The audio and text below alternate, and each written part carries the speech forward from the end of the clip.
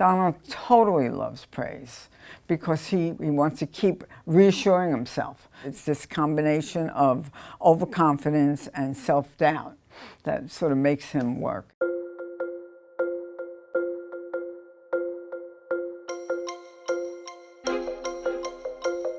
My name is Barbara Ress, and I worked at the Trump Organization in several different segments. I was Executive Vice President in charge of construction and development for several years. On Trump Tower, we worked extremely closely.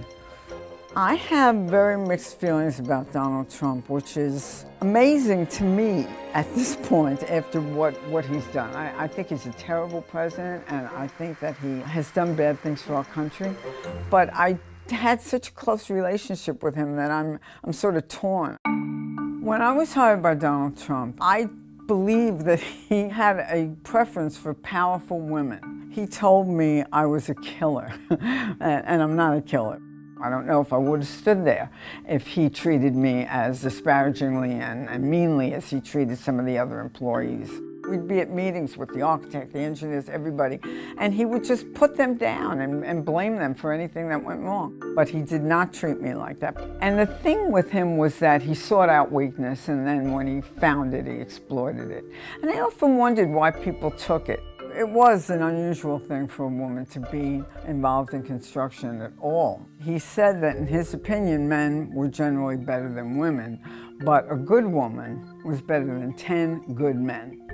And over time, you know, he would start to talk about how women chase him and famous women want him and stuff like that. And it was a little unsettling. He was glaring and staring at women much more than he had been. And, you know, he treated all his wives as trophies, as if their appearances were the most important attributes that they possessed. But he was very, very conscious of the way women looked. Even his own people that worked for him, you know, he would ask, well, what do you think of my secretary? Or what do you think of this one that just came on? And one time, interestingly, I had gained a lot of weight, and I was in his office and he made a comment to me, well, you really like your Snickers, or something like that. I just, you know, like he was telling me you're fat. He didn't like fat people.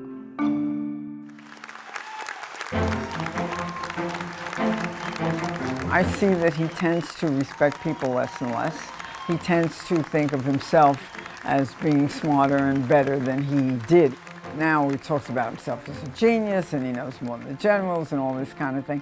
So I don't know that he has a lot of respect for people anymore. I don't think he has people skills at all, and I think that he gets upset and he just lashes out. I think he thinks he can just say whatever he wants about anybody and get away with it, and so far it's been doing it.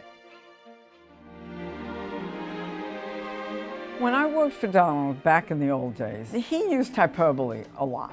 If you get in the elevator on Trump Tower and you want to go to the top floor, which would be Donald's apartment, you would press the button 66, which will take you to 66, 67, 68, his 3 floors. In fact, it is really 58. That is the number of stories in Trump Tower.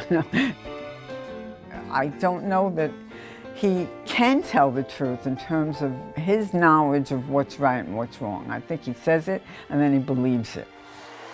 I think he has a stunning combination of overconfidence and lack of confidence. And I think he's constantly proving himself to himself. I had no clue that he would be as bad as he is. He's totally out of control. I mean, there is just absolutely nothing about his character that you could point to and say, this is positive, this is a role model. I didn't predict that. I didn't know he would be as bad as he is. He was not great, he was mean, he was difficult, he was self-aggrandizing, but he was a human being, and I have this attachment to him and our relationship that I'm trying to pull apart because I have to see him in a completely unbiased light.